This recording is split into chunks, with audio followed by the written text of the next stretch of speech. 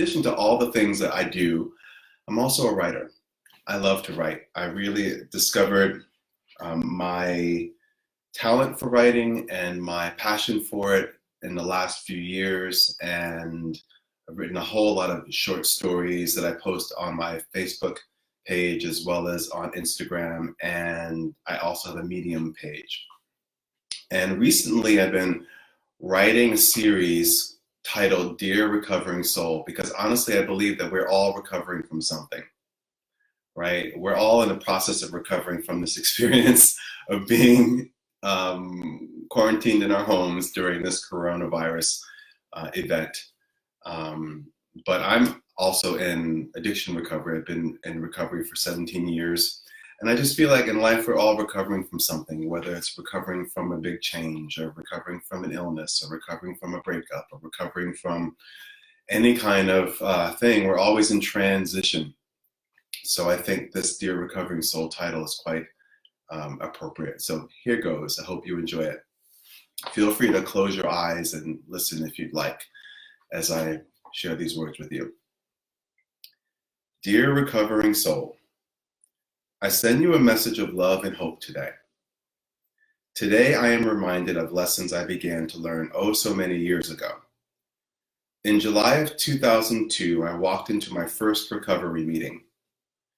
The room was in the basement of a brownstone building in Midtown Manhattan. You had to walk down about 6 steps to enter a small, crowded room that sat about 30 to 40 people. The room was filled with chairs in the center and an upholstered bench that stretched the length of the back wall. The ceiling was very low and there was one exposed brick wall. On the walls, there were signs with slogans that were unfamiliar to me.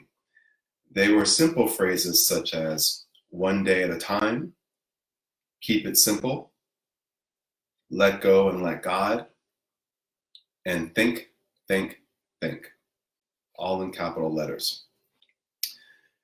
There were many more, but those stood out to me. The first slogan in particular got my attention. One day at a time. Imagine that. Living life one day at a time and not 1 week, 1 month, or 1 year at a time. To live life with a focus on the moment or day I was actually in, instead of focusing on tomorrow and beyond. Now I know that as humans we live in a complex world and we must plan ahead to some degree. We are managing our lives, we're influencing children's lives, and perhaps the lives of certain family members. We may even be responsible for the livelihood of others in a work setting. All of that can be very complicated and convoluted. All of that can lead one to live in tomorrow and ignore today. In that first day of recovery, I felt like I had been driving my life 100 miles per hour and then suddenly slammed on the brakes. Yes, the runaway car of my life had stopped, but all the crap that was in the back seat kept moving forward at warp speed. The crap was regret, guilt, and shame about a lot that I had done in the past.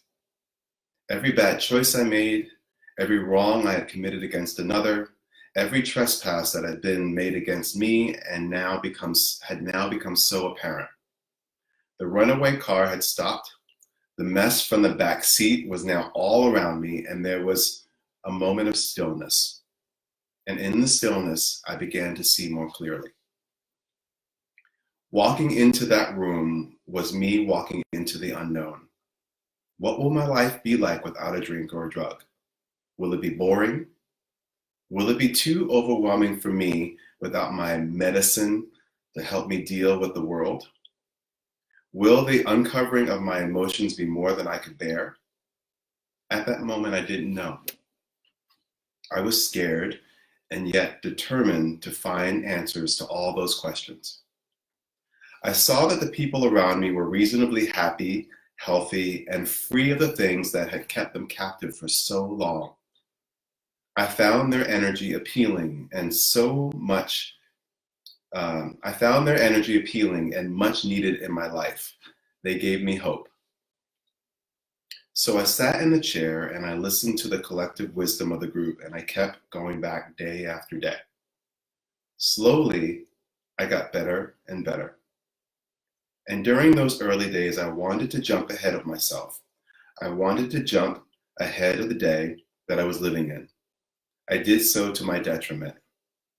I often looked to the future with fear and anxiety because I still had the desire, the need to know the unknowable. For years, I tried to know the unknowable and plan for it, and be frustrated by the futile exercise of trying to manage the future. The future can't be managed. I could try my best to make plans, but those plans were always subject to change because change is inevitable, and I wasn't a huge fan of change. One day I received a message from within to loosen my grip on the past and the future and embrace the day. Fully live in the day. Live life one day at a time.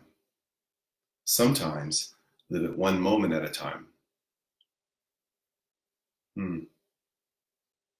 The present is where life is. The present is where the power dwells. The present is where gratitude exists, and the present is where opportunity resides. I reflect back on that day in July of 2002 as a reminder of myself. I must live life one day at a time. There are many uncomfortable, scary, challenging events taking place in the world. Many questions and concerns are being discussed, circulated, ignored, and left unanswered, all of which can ignite fear, a strong desire to stay safe, and plan for tomorrow. I've caught myself wanting to know the unknowable, but I cannot. I want to know that life will go back to normal. I want to know when it will return to some state of existence that is familiar to me. I want to live for tomorrow, but my inner wisdom knows that my life exists in the now. As I plan for tomorrow, I don't sacrifice my awareness of today. And today, I'm okay. I'm sober. I'm healthy. I am loved. I am safe.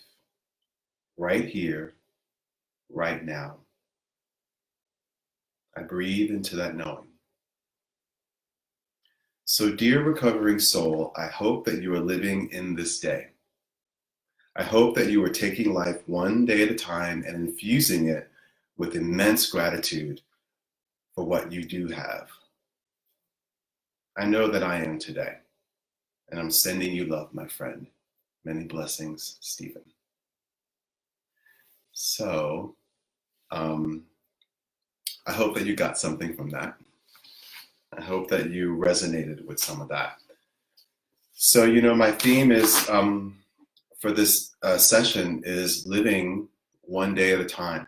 And sometimes, again, that's living one moment at a time. And so that translates to being present, having a sense of presence, mindfulness,